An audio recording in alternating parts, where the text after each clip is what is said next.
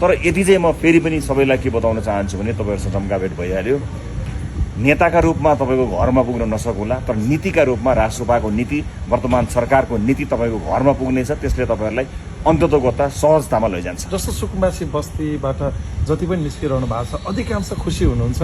अब हामी भूमिहीनहरूले चाहिँ जग्गा पाउने भयो भनेर खुसी हुनुहुन्छ। एउटा कुरा चाहिँ सरकारप्रति नागरिकको विश्वास भयो भने यस्तो वातावरण बन्छ।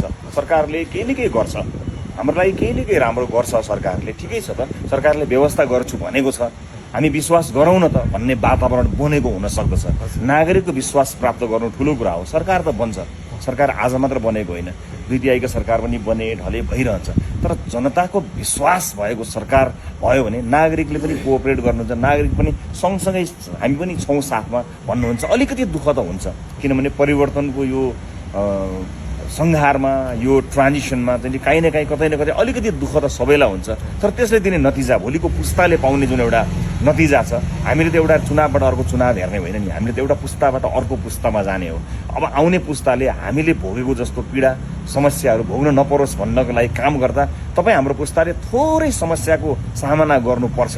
तर यसलाई नियमित प्रक्रिया हो भनेर मानिदियो भने भोलिका लागि, भविष्यका लागि राम्रो हुन्छ। जस्तो मेरो अर्को एउटा